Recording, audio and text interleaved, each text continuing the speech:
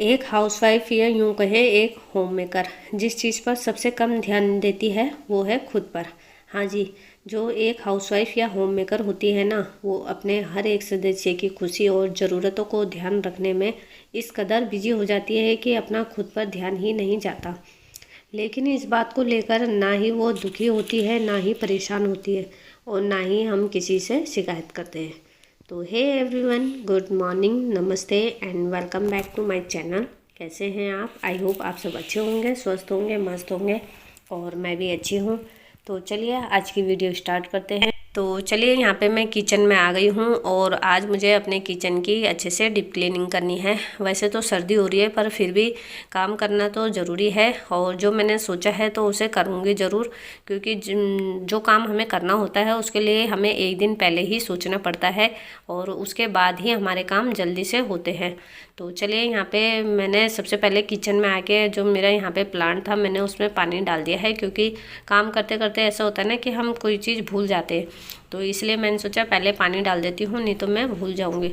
तो सबसे पहले किचन में आते ही मैंने अपने प्लांट में पानी डाल दिया है, और उसके बाद जो क्लीनिंग शुरू होगी, स्टार्टिंग होगी, वो मैं अपने गैस से करूँगी। तो गैस को अच्छे से साफ़ कर लूँगी, और जो मेरा स्क्रब है उससे अच्छे से आज मैंने अपने गैस की क्लीनिंग करी है, क्योंकि जो गैस में खाना गिरता है ना बार बार, उससे गैस पीला पड़ जाता है। तो उसको आज मैंने अच्छे से साफ़ कर दिया है, और उसको साफ़ करने के बाद मैंने जो मेरे पास सूखा कपड़ा था मैंने उससे अच्छे से साफ़ कर दिया, ताकि वो बिल्कुल चमक जाए। तो यहाँ पे आप देख सकते हैं मेरा गैस बिल्कुल साफ़ सुथरा हो गया है।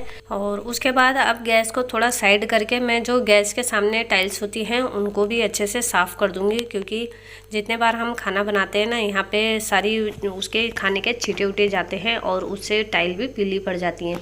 तो आज मैंने सोचा टाइल उनको भी अच्छे से साफ़ कर दूँगी, ताकि रोज़ रोज़ की झंझट से अगर हम एक दिन डीप क्लीनिंग कर देते हैं ना, तो उसके बाद मतलब 15 दिन कम से कम चल ही जाता है हमारा सफाई का, 15 से 20 दिन। और उसके बाद आप सूखा कपड़ा भी मारेंगे ना तो उससे भी टाइल्स साफ़ हो जाती है। तो बस मैं ऐसे ही करती हूँ, पहले इसकी 15-20 दिन बाद क्लीनिंग कर देती हूँ अच्छे से, और उसके बाद मैं सूखे कपड़े से साफ़ करती रहती हूँ। इसलिए मेरी टाइल्स जल्दी गंदी नहीं होती है और ना ज़्यादा गंदी होती है। तो चलिए, यहाँ पे मैंने स्क्रब से अच्छे से साफ़ कर लिया है रगड़ रगड़ के, और उसके बाद मैं उसमें भी सूखा कपड़ा लगाऊंगी टाइल्सों में भी, ताकि टाइल्स साफ़ सुथरी हो जाए और चमक जाए। तो इस साइड की टाइल्स तो बिल्कुल साफ़ हो गई हैं, और जो मेरा काउंटर टॉप है ना उसको भी अच्छे से साफ़ कर लेंगे स्क्रब से।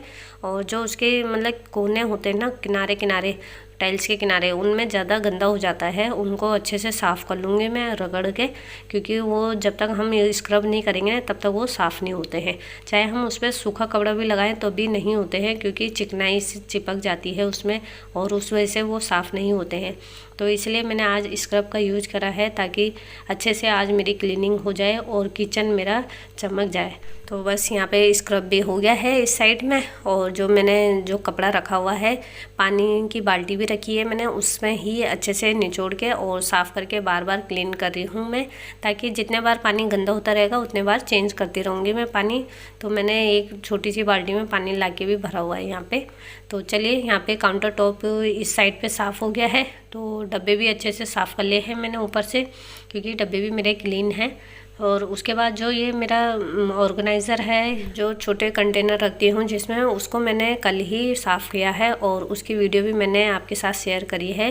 पिछली वाली वीडियो में आप देख सकते हो, उसमें मेरी वीडियो होगी।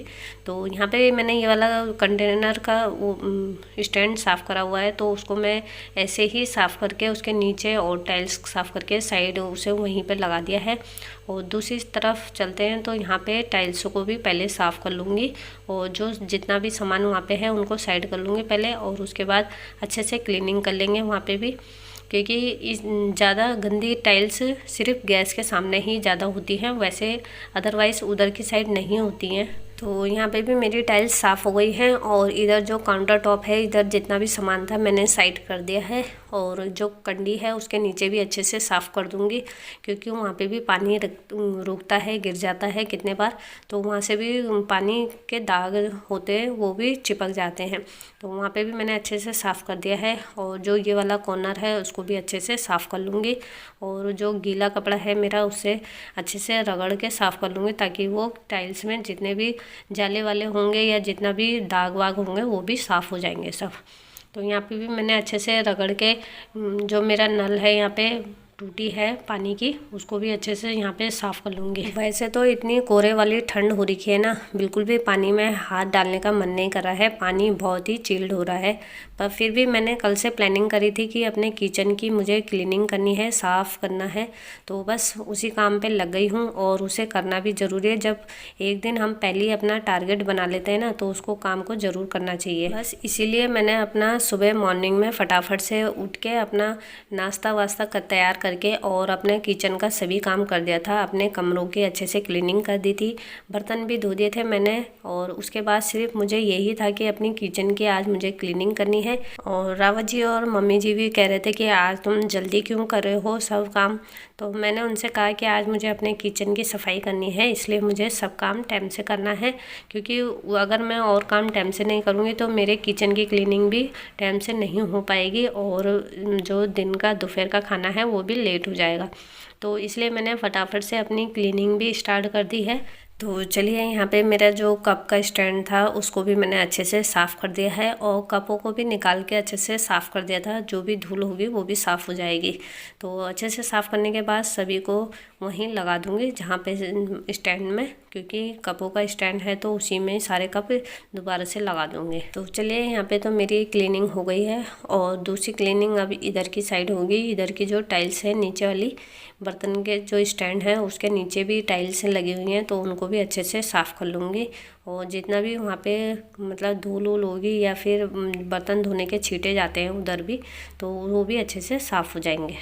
तो यहाँ पे मेरे गैस के जो चूल्हे थे, स्टैंड थे गैस के, वो मतलब मैंने उसमें सिंक में डाल रखे थे धोने के लिए कि उनको बाद में धो दूँगी। तो फिर मैंने सोचा इनको पहले धो देती हूँ और सिंक की भी अच्छे से क्लीनिंग हो जाएगी।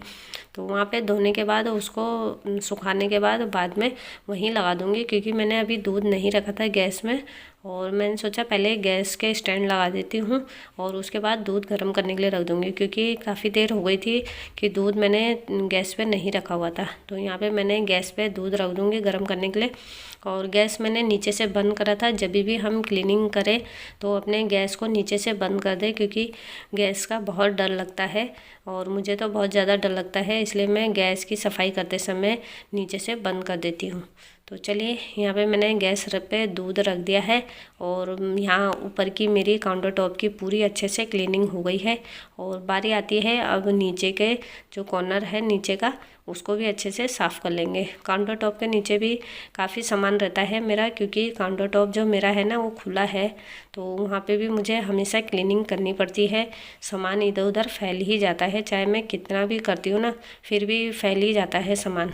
तो चलिए, काउंटर टॉप के नीचे वाला एरिया भी अच्छे से साफ़ कर लेंगे। और वैसे तो यहाँ भी मैं साफ़ रखती हूँ, पर जो मेरा यहाँ काउंटर टॉप के नीचे वाला एरिया है ना, यहाँ पे सीलन आ जाती है, जिससे जो सफ़ेदी लगी हुई है ना वो झड़ने लग जाती है, और जब वो झड़ती है तो फिर वहाँ धूल हो जाती है। तो उस वजह से मुझे वहाँ डेली तो नहीं कर पाती हूँ, मतलब हफ्ते या 2 हफ्ते में एक बार सफाई ज़रूर करनी पड़ती है। तो इसलिए यहाँ पे भी मैं अच्छे से क्लीन कर दूँगी और झाड़ू से पहले साफ़ कर लूँगी, उसके बाद ही वहाँ पोछा लगाऊंगी। तो यहाँ मैंने अच्छे से साफ़ कर दिया है। और आप देख सकते हैं कि जो मेरा कूड़ा उठाने वाला है उसमें काफ़ी मतलब मिट्टी आ गई थी, जो सफ़ेदी झड़ी है उसकी, तो उसको मैंने साइड कर दिया था।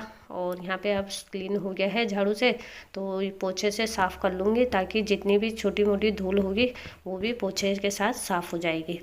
तो चलिए, यहाँ पोछा लगा दिया है मैंने, और जो जो जगह सूखती जाएगी वहाँ सामान लगाती जाऊँगी। तो इस साइड मैंने पहले ही पोछा लगा दिया, क्योंकि उधर तब तक सूख जाएगा। और इधर से सामान निकाल लिया है नीचे, और यहाँ पे भी अच्छे से साफ़ कर लूँगी। और यहाँ पे क्योंकि बर्तन जो बड़े बर्तन होते हैं उनका स्टैंड रखती हूँ मैं, तो बर्तन जो होते हैं उनका पानी कितने बार देर से गिरता है, कभी मैं ऐसे ही लगा देती हूँ तो गिर जाता है उसका पानी, तो वहाँ पे पीलापन आ जाता है। तो उसको रगड़ के अच्छे से साफ़ कर लिया है मैंने। तो इस साइड पोछा सूख चुका है, और मैंने जो ये डब्बे रखती हूँ, मतलब आटा चावल के मेरे कनस्तर हैं, उनमें जंग ना लग जाए और नीचे से वो ना हो जाए, तो इसलिए मैं वहाँ पे फट्टे रखती हूँ, लकड़ी के फट्टे। तो चलिए इतने में रावत जी भी आ गए थे ड्यूटी करके, और उन्होंने कहा कि यहाँ शकरकंदी बची हुई थी उसको आप बॉईल करके दे दीजिए। तो यहाँ पे मैंने शकरकंदी रख दी है गैस में बॉईल करने के लिए, और तब तक अपना काम कर लूँगी मैं। तो चलिए यहाँ पे मैंने फट्टे लगा दिए हैं साफ़ करके, और जो जो सामान था वहाँ पे छोटा मोटा वो सभी सामानों को मैंने अच्छे से कपड़े से साफ़ कर लिया है और उनको लगा दिया है। तो यहाँ पे मैंने अपनी बकेट भी साफ़ कर दी है। इसमें ऐसा सामान होता है मेरा जो मतलब सामान हम लेकर आते हैं ना ग्रोसरी का, तो वो सामान जो बच जाता है तो वो उन पर पैकेट वाले उनको ऐसे ही रख देती हूँ उसके अंदर ताकि सेफ़ रहे। तो चलिए बकेट भी साफ़ कर दी है, और जो ये मेरे कनस्तर है आटा चावल के उनको भी अच्छे से साफ़ कर लूँगी कपड़े से, और इन्हें उनकी जगह पे वापस लगा दूँगी। तो चलिए यहाँ पे मेरी काउंटर टॉप के नीचे भी अच्छे से क्लीनिंग हो गई है, और जो जो सामान यहाँ का था वो मैंने सब लगा दिया है। और यहाँ पे मैंने पानी की बाल्टी भी थी तो वो भी मैंने अच्छे से साफ़ करके लगा दी है वहाँ पे। तो चलिए आप देख सकते हैं यहाँ पे मेरी पूरी अच्छे से क्लीनिंग हो चुकी है इस साइड में। और यहाँ पे मैंने जो गैस में शकरकंदी रखी हुई थी वो भी सीटी आ गई है उसमें 2-3, और गैस मैंने ऑफ़ कर दिया है। और दूध भी रखा हुआ है मैंने गैस में, तो दूध मैंने कम आंच पे छोड़ रखा है तो उसको बाद में बंद करूँगी। तब तक मैंने सोचा इस साइड अपने जो कंटेनर वाली स्लिप है ना उधर सफाई कर लेती हूँ। तो यहाँ पे सभी मेरे जो दाल के कंटेनर हैं उनको भी अच्छे से साफ़ कर लूँगी और उधर लगा दूँगी, और स्लिप को भी अच्छे से साफ़ कर लूँगी। तो यहाँ पे सबसे पहले मैंने स्लिप को साफ़ कर दी है अच्छे से सूखे कपड़े से, और उसके बाद सभी डब्बों को भी मैंने अच्छे से साफ़ कर दिया है और वापस उन्हें वहीं लगा दूँगी। क्योंकि आजकल ठंडा मौसम है तो उनमें पानी नहीं लगा सकती हूँ, धो नहीं सकती हूँ, क्योंकि फिर धोऊंगी तो फिर सूख नहीं पाएंगे, जो डब्बे हैं वो सूख नहीं पाएंगे और दाल सब ख़राब हो जाएंगे। क्योंकि डब्बे में अगर ज़रा सा भी हमने पानी लगाए तो उसमें मॉइस्चराइज़र छूट जाता है और जिससे दालें सब ख़राब हो जाती हैं। तो इसलिए मैंने सूखे कपड़े का यूज़ करा है और सूखे कपड़े से अच्छे से डब्बों को साफ़ कर दिया है और उनको जैसे थे वो वैसे ही लगा दिया है वहाँ पे। तो वहाँ पे जो ऊपर वाली स्लिप थी वो मेरी अच्छे से साफ़ हो गई है, और जो नीचे वाली है उनको भी अच्छे से साफ़ कर लूँगी। क्योंकि जब भी हम अपने डब्बों को कुकिंग करते समय उनको उन्हीं की जगह पे रखते हैं ना, तो चाहे हम कितना भी अच्छे से करते हैं फिर भी वहाँ मतलब सिस्टम ख़राब हो ही जाता है, डब्बे टेढ़े मेढ़े हो ही जाते हैं। तो इसलिए मैंने सोचा उनको अच्छे से साफ़ कर लेती हूँ पहले। तो यहाँ पे मैंने सभी जो छोटे वाले डब्बे थे उनको नीचे उतार लिया था और अच्छे से उनको पहले साफ़ कर लिया है, और वापस उन्हें उनकी जगह पे लगा दूँगी।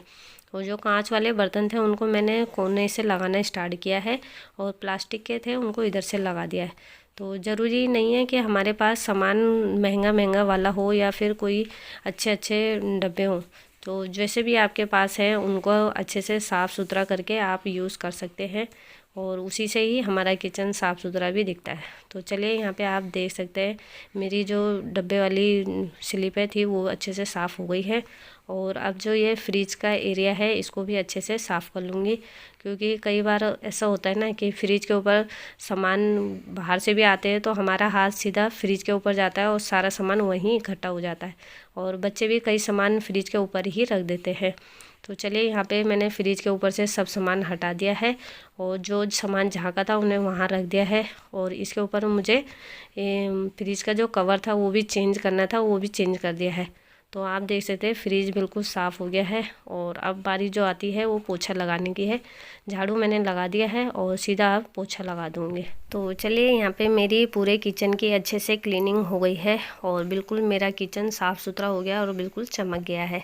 तो अपने किचन को भी अगर हमें शीशे जैसा चमकाना है तो बिल्कुल अच्छे से हमें उसकी डीप क्लीनिंग करनी पड़ेगी, तभी हमारा किचन शीशे जैसा चमकेगा। तो चलिए जो लास्ट फाइनल टच है देना है हमें वो पोछा है, और पोछे से हमारा पूरा किचन चमक जाएगा। जब हम फर्श में पोछा लगाते हैं तो हमारा फर्श बिल्कुल शाइन करने लग जाता है।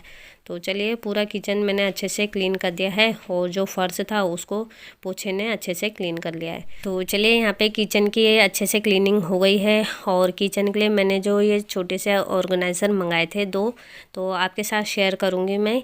जो सबसे पहला है ये मैंने अपने किचन के लिए मंगाया था, मॉम्स किचन बैनर है, और ये बहुत ही दिनों से सोच रही थी कि इसको मंगाना है, तो फाइनली मैंने इसे मंगा लिया है। और जो दूसरा वाला मेरा ऑर्गेनाइज़र है वो स्टैंड है, तो ये भी बहुत ही यूज़फुल स्टैंड है। इसको मैंने इसलिए मंगाया है कि यहाँ पे मैं कोई सा भी फ्लावर पॉट रख सकती हूँ किचन में। जो आर्टिफिशियल फ्लावर पॉट होते हैं ना, उनको रखने के लिए मंगाया। तो चलिए आप फटाफट से किचन में इनको लगा लेते हैं और देखते हैं कि कहाँ पे लगता है और कहाँ पे ये अच्छा दिखेगा। तो फटाफट से मैंने सब सामान निकाल दिया था और जो इनके डब्बे थे, राइपर थे, वो मैंने उनको डस्टबिन में रख दिया है और इनको अच्छे से कपड़े से साफ़ कर लिया है और अब इनको लगा लेती हूँ। तो यहाँ पे मेरे पास जो मॉम्स का बैनर था उसके लिए हुक नहीं था, तो यहाँ पे मैंने आर्टिफिशियल जो हुक था उसको मंगाया था। वो मेरे पास थे, पहले मंगाया था मैंने, तो रखे हुए थे, तो उनको ही यहाँ पे मैं लगा दूँगी उसको और उसमें मैं अपना ये जो बैनर है मॉम्स किचन का उसे वहाँ पे टांग दूँगी। तो टांगने के बाद तो बहुत ही सुंदर दिख रहा था और जो दूसरा वाला ऑर्गेनाइज़र था उसको भी मैंने उसी के सामने ही लगाया था, क्योंकि उसके सामने जो स्विच बोर्ड था मेरा, तो उसके सामने मैंने सोचा उसे लगा दूंगी तो कोई भी चीज़, जैसे फ़ोन ही हमें चार्ज करना है तो वहाँ पे चार्ज करने के लिए रख सकते हैं। तो चलिए यहाँ पे मैंने लगा दिया है और फ्लावर पॉट था मेरा किचन का, जो वो मैंने वहाँ रख दिया था और उसके बाद आप देख सकते हैं मेरे किचन का फाइनल लुक। तो चलिए गाइस, यहीं पे अपनी वीडियो को एंड करूँगी। अगर आपको मेरी वीडियो थोड़ी सी पसंद आए तो लाइक, शेयर और सब्सक्राइब करना बिल्कुल ना भूलें। मिलते हैं नेक्स्ट वीडियो के साथ, तब तक के लिए बाय बाय।